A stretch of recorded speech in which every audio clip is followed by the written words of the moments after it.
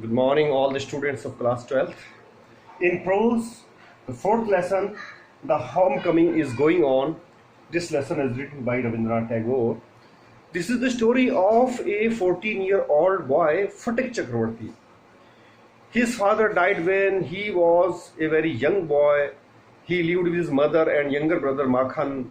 He was a mischievous boy, and one day he fought with his younger brother Makhan. Makhan complained against him to his mother, and then his mother asked him the reason of fighting.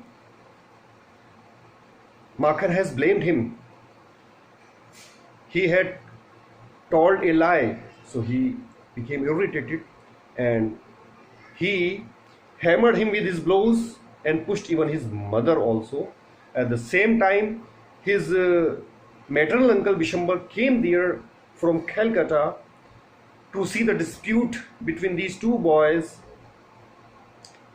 He asked about their education. Then mother told him that Fatih was very careless, he was very naughty, and she was afraid that he is the danger for Makhan. So Bishambar offered him a proposal that he would take Phatik Chakravarti to Calcutta with him and he would teach him with his children. यहाँ तक student मैंने आपको ये story पढ़ाई और आज हम अब देखेंगे कि क्या फटिक चक्रवर्ती अपने मामा के साथ कलकत्ता जाता है या नहीं. So students, now let's start this passage. The next few days were full of rejoicing. अगले कुछ दिन were full में भरे हुए थे और rejoicing का मीनिंग होता है ग्रेट जॉय अर्थात अत्यधिक आनंद. तो अगले कुछ दिन अत्यधिक आनंद से भरे हुए थे. The brother asked after the education of the two boys.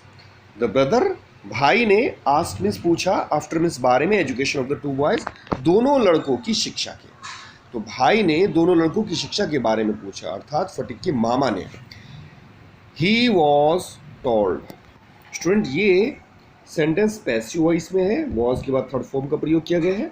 He was told, उसको बताया गया, by his sister, उसकी बहन के द्वारा. दैट मीन्स कि फटिक वॉज अ परपेचुअल न्यूसेंस. फटिक जो है वो था, परपेचुअल का मतलब होता है कंटिन्यूअस यानी लगातार, और न्यूसेंस कि जो कारण बन जाए असुविधा का अर्थात नाक में दम करने वाला व्यक्ति. तो माँ ने अपने बड़े बेटे की शिकायत की अपने भाई से. ही वॉज लेजी, वह आलसी था. डिसओबीडियंट, अवज्ञाकारी था यानी आज्ञा नहीं मानता था. एंड वाइल्ड, और वाइल्ड का मतलब जंगली होता है, तो यहाँ पर भी सेंस वही है, बहुत अत्यधिक गुस्से वाला था.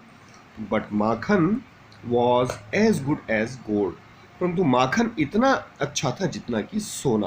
तो माँ ने छोटे बेटे की तारीफ की, as quiet as a lamb, और क्या कहा कि वह इतना शांत था जितना कि मेमना होता है. And very fond of reading, और पढ़ाई का बहुत शौकीन. तो माँ ने छोटे बेटे माखन की तीन तरह से तारीफ की कि इतना अच्छा था जितना कि सोना होता है, और इतना शांत जितना कि मेमना होता है, और पढ़ाई का बहुत शौकीन. Bishambar kindly offer to take Phatik. Bishambar ये मामा का नाम है. काइंडली ऑफर्ड, तो बिशंबर ने बहुत दया करते हुए एक प्रस्ताव रखा. टू टेक फटिक, फटिक को ले जाने का, ऑफ हिज सिस्टर्स हैंड, अपनी बहन के हाथों से दूर अर्थात अपनी बहन से दूर. And educate him with his on children, और उसको शिक्षा देने का अपने बच्चों के साथ इन कैलकटा में. तो बिशंबर ने प्रस्ताव रखा कि उसको मैं अपने साथ कैलकटा में लेके जाऊंगा, वहाँ मेरे बच्चों के साथ में है स्टडी करेगा. द विडोड मदर यानी विधवा माँ रेडीली एग्रीड, बहुत जल्दी सहमत हो गई. व्हेन हिज अंकल आस्क फटिक, जब उसके मामा ने फटिक से पूछा, यानी फटिक के मामा ने फटिक से पूछा, if he would like to go to, कि क्या वह जाना पसंद करेगा कैलकटा विद हिम, उसके साथ कैलकटा. तो his joy knew no bounds. This is really a beautiful idiom his joy knew no bounds, इसका मतलब होता है कि उसकी खुशी का ठिकाना ना रहा। एंड ही सेड, और वह बोला, ओह यस, अरे हाँ uncle, mama, in A way that made it quite clear. तो इस प्रकार ये स्पष्ट हो गया कि ही मीन्स, कि वह तैयार था, यानी वह उनके साथ कैलकाटा जाने के लिए तैयार था। It was an immense relief to the mother to get rid of fatigue.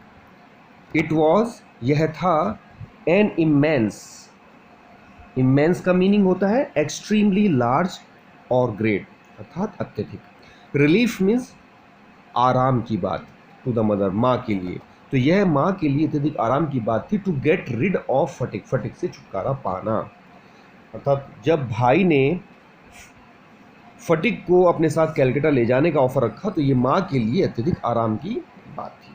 She had a prejudice, वह रखती थी, प्रिजुडिस का मीनिंग होता है पूर्वाभास, यानी पहले से ही आभास हो जाना, और दूसरा इसका सेंस ये होता है कि नापसंदगी, अगेंस्ट द बॉय, इस लड़के के विरुद्ध। तो उसको पूर्वाभास था इस लड़के के विरुद्ध। And no love was lost between the two brothers, और दोनों भाइयों के बीच में प्रेम बिल्कुल भी नहीं था। She was in daily fear, वह प्रतिदिन डर में रहती थी, that he would either drown, कि वह या तो, ड्राउन मीन्स डुबो देना, कि वह या तो डुबो देगा माखन को समडे, किसी दिन, इन द रिवर, नदी में, और या break his head in a fight, लड़ाई में उसका सर तोड़ देगा, और ran him into some danger और अदर, या फिर उसको किसी एक या अन्य खतरे में डाल देगा। एट द सेम टाइम, इसके साथ साथ, शी वॉज समवॉट डिस्ट्रेस्ड, वह थोड़ा सा डिस्ट्रेस भी थी। डिस्ट्रेस मीन्स बेचैन या परेशान, तो थोड़ा सा परेशान भी थी। टू सी, देखकर Phatik's extreme eagerness to get away, Phatik का जो अत्यधिक उत्सुकता थी टू गेट अवे, दूर जाने की, तो फटिक के दूर जाने की अत्यधिक उत्सुकता से वह कुछ हद तक परेशान भी थी। Okay, next lines. Phatik as soon as all was settle, Phatik as soon as, जैसे ही ऑल वॉज सेटल, सब तय हो गया, केप्ट आस्किंग, तो फटिक ने पूछना जारी रखा, हिज अंकल, अपने मामा से, एवरी मिनट, हर मिनट, when they were to start, कि वे कब चलने वाले हैं। He was on pins and needles, student, pins and needles ये एक ईडियम है, और इसका मीनिंग होता है in an agitated state of suspense, यानी जब बहुत ज़्यादा सस्पेंस बना हुआ हो, इसके लिए एक शब्द आ सकता है बेचैन। तो वह बेचैन रहता था ऑल डे, पूरे दिन, लॉन्ग, विद एक्साइटमेंट, उत्तेजना से, तो उत्तेजना से पूरे दिन वह बेचैन रहता था।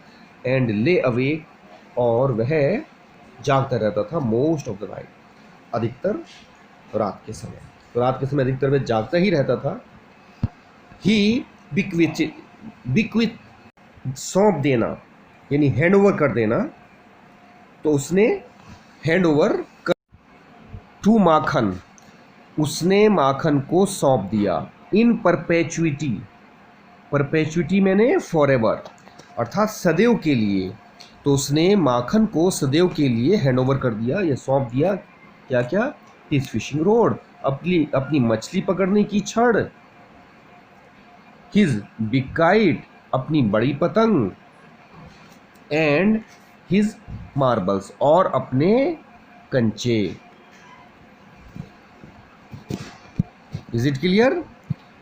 तो उसने तीन चीज़ें अपने छोटे भाई को हमेशा के लिए सौंप दी। क्या क्या था? मछली पकड़ने की छड़, बड़ी पतंग, और अपने कंचे। Now Indeed at this time of departure, वास्तव में अपने प्रस्थान के इस समय में, हिज जेनरसिटी, स्टूडेंट जेनरसिटी का मतलब होता है उदारता, तो उसकी जो उदारता थी टुवार्ड्स माखन, माखन के प्रति, वॉज अनबाउंडेड, अनबाउंडेड मीन्स असीमित, तो असीमित हो गई थी। Next passage, when they reach Calcutta, जब वे कैलकटा पहुंचे, अर्थात फटिक अपने मामा के साथ कैलकटा पहुंच गए हैं। फटिक मेड एक्वेंटेंस, फटिक ने, मेड मीन्स बनाई, एक्वेंटेंस का मतलब होता है जान पहचान। तो फटिक ने जान पहचान बनाई of his aunt for the first time, अपनी मामी से पहली बार।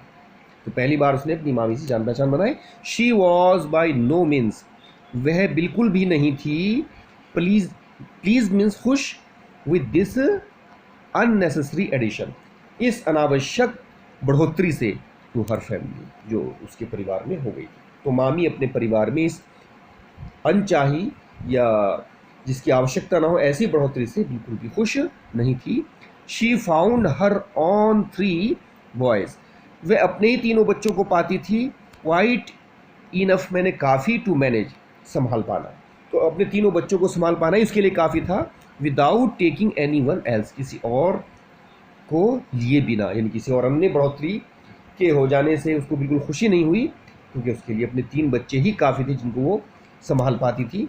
And to bring a village, और वो भी ले आना गांव के, लेड मीन्स लड़के को, ऑफ 14, जो सिर्फ 14 वर्ष का था। तो 14 वर्ष के गांव के एक लड़के को ले आना, इनटू दियर मिडस्ट, उनके बीच में, वाज टेरिबली, टेरिबली मीन्स अत्यधिक, और अपसेटिंग यानी दुखद कह लीजिए या परेशान करने वाली बात। तो ये उनके लिए बहुत अत्यधिक परेशान करने वाली बात थी, अपसेट करने वाली बात थी। बिशंबर शुड, बिशंबर को चाहिए था, रियली मैंने वास्तव में, हैव थॉट मैंने सोचना, ट्वाइस मीन्स 2 बार, before committing such an indiscretion, committing means करने से पहले, सच एन, क्रिएशन का मीनिंग होता है अविवेक या मूर्खता का कार्य।